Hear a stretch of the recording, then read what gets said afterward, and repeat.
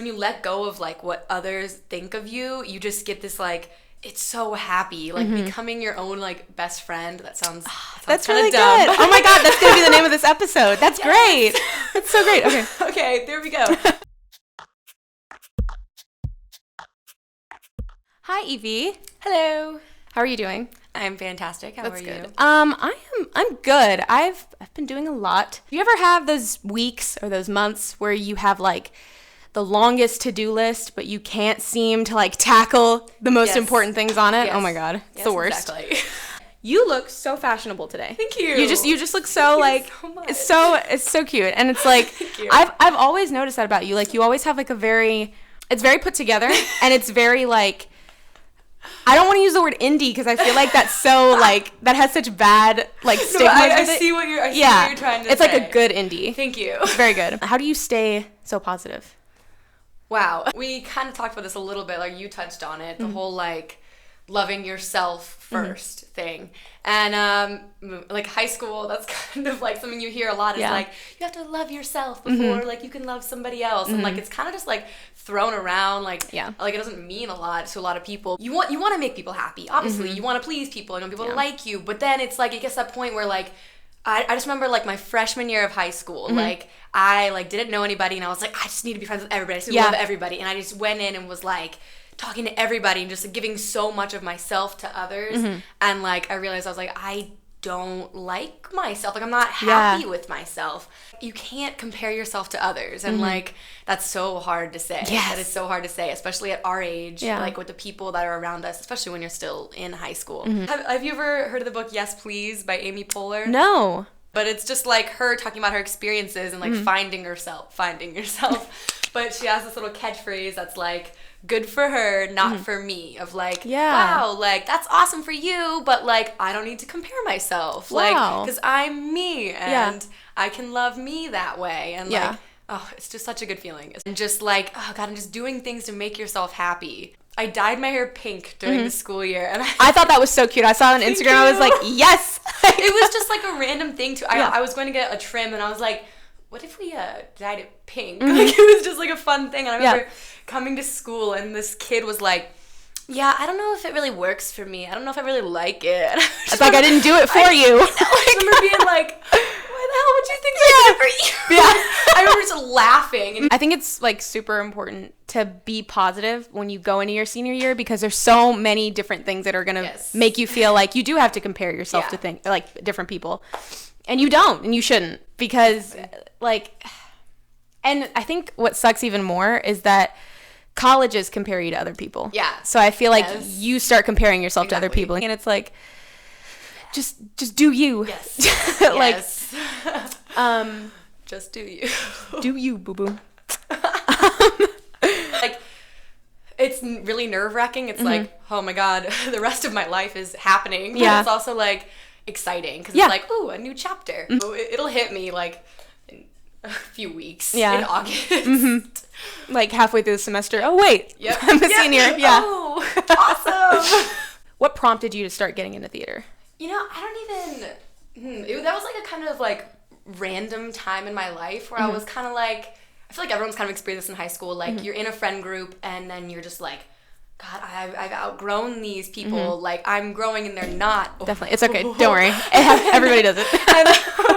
And so I was just like, all right, I'm kind of in the middle of things. I don't really have a place. Yeah. And I remember just getting into it. Oh, my God. And it just, like anyone who has done SAST will tell, like, well, you know, obviously. But, like, it changes so much. Like, it just changes your perspective on everything. Yeah. And, like, not like, okay, I'm just talking about stereotypes, but like, you know that there's a stereotypical like theater group, kid, and like that sucks. Yeah, because like I love everyone in theater, and people put it down. Yeah, and like before that or whatever, like I would kind of hang out with like the cool kids, or like you know what I mean, like the kids that like everybody knew. And I just remember someone like telling me like, you don't really look like a theater kid. And I was like, what do theater kids look like? That's supposed to mean, okay? Yeah. I was like, well, I am. So get over it. You got on stage and I was like, oh my gosh, like she can like actually do this. This isn't just somebody who tried out, because unfortunately there are quite a few people who just try out to hang out with their friends or, you know, to be just dinguses. Yes. And it was refreshing to see someone come in who was not only like liked by so many people, but was also like a good performer. So kudos. My emoji signature is the whale. Okay. Because I feel like it's very expressive of who I am as a person. Okay. What would you say yours is? You can look at your phone if you have to. Expressive of me as a person? Yes. I really like the fried shrimp one. Okay, yeah. Definitely. I just love it. Okay. There's not really an explanation for it, but... Oh, the little monkeys. The monkeys that do like the little... Whenever I get embarrassed, I always do this. Or whenever I like say something like, oh, guess what I did? It's a little like... Yeah. I love like, that one. So mischievous. It's very... Yes. Yeah. My least favorite, I think, is the 100, probably. Oh my gosh. It's like the most egotistical emoji. Like, I know. Stop. What are you doing? It just makes me angry to look at right now. If you could travel anywhere in the world, where would you go? Oh. Okay. Actually, so I was just in the Dominican Republic this past few days ago. Awesome. And it was amazing. And one night I went out. There was a little beach party at our resort, and I was meeting people from everywhere. Wow. And so it's funny that you asked this because I've been thinking about it a ton. And I met some people from so many different places, and I was like, God, if I was to visit one of you. And so I have a top 2. So I've never been to Europe. Okay. So all of that just makes me really excited. Yeah. And I met a really good friend who's from England, so that'd be awesome. Yeah. And I love Italy. Okay. I want to go to Italy so bad. Uh-huh. So Italy's probably number 1. And then England number 2. Okay. Yes.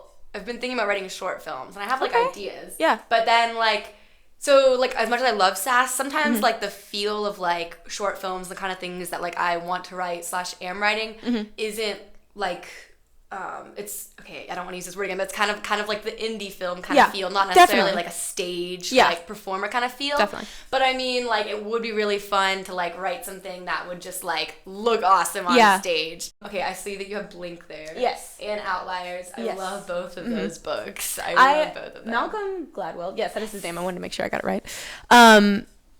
He his style of writing is it's such an easy read, and it's it's entertaining and it keeps you engaged. Which is really cool because it's also it's such an intelligent writing, but anyone could read it. Yeah, you know what I mean? Definitely. Yeah, have you read David and Goliath? No, I haven't read it yet either. I'm so excited. What is it about? I don't know. Oh my god, I think it's kind of like a leadership kind of thing. Okay, but I don't know, but it looks cool. Yeah. Instagram is such an interesting platform. Yes. Right. Very. I definitely follow people. I follow my friends, obviously. Yes. But then I also follow some people, to observe their type of posts, right? Yes.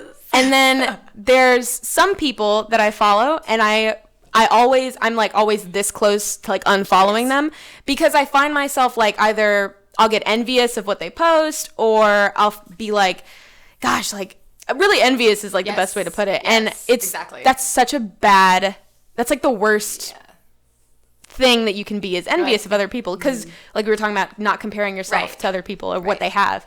You want to be oh wow, they look pretty, but you're God damn it, their lives are so cool. Yes. But then it's when you think about it, it's you're only showing your best side. You know that first date thing, you only show one side of yourself. Instagram is a first date. You're only showing the good parts of your life. You know, when you look at someone famous, I don't know, I look at those models and I'm just oh my god, I hate you, but I love you so much. Yeah. And I'm just you don't see the bad things. You don't see the days they're not wearing makeup. Yeah. You don't see the other side of it. You only see their pick-pointed best parts of my life. This is when I look really good, and this is when I'm doing something cool. Yeah. And so it's hard because people are comparing yourself to this unrealistic expectation. Yeah. And even I do, I'll only post pictures when I'm oh, I'm doing something interesting, or I'm with someone cool. You know what I mean? And I'm so you're putting your best foot forward, which is awesome. Of course, you want to show the world. I feel that's what social media has turned into. It's you put on a show for your followers so that you can get more followers. Yes. And it's at some point, when do you stop posting or tweeting or statusing for other people and enjoying it for yourself? Exactly. Right? Exactly. Yes. I have found that most of our generation tends to revolve around the notifications we get on our phones. Yes. right? Like all the time. Who liked my picture? Who posted on Instagram? Who did this Vine? Who looked at my story on Snapchat? And it's like we're like living in this like almost like a virtual reality that exists. It's not even tangible. No. You know what I mean? It's like exactly. It's all digital. Yes. And I wish that there were more positive forms of communication that were geared more towards lifting each other up. Yes. Than very much so. Trying to like tear other people down or make fun of other people. It's like, why would you use something that has such great potential for negative reasons? Yes. Like, what's wrong with you? Do you ever like know someone in real life and then you see posts on Instagram or tweets or whatever and you're like, your life isn't like that. Yes. Right? All the time. Yeah. All the time. And I wish it didn't bother me, but it drives me crazy. And then like they go on social media and like are just trying so hard, like posting like Beatles lyrics and like Nirvana and like all this stuff. And I'm like, who the fuck do you think you are? Yes. Oh my God. Like you're not cultured. I was like, go read a book. Yeah. Like fucking get off of Sit your ass down and read a book. It's so bad, but it just drives me crazy. Okay, because like I'm not gonna lie, like I used to watch Vines all the time. Have you ever heard of Cody Co? Yeah. He's so hot. Yeah. And I was in love with him. And like I remember looking through and like I was like, he doesn't work. He travels the world. I was like, how do these people make money? Yeah. They're not that funny. Like, yeah. I was like, I could say funnier shit. They're not interesting. I'd be poor still. Yeah. Isn't that how most of the world is? Literally. I find it so saddening when people are rewarded for mediocrity.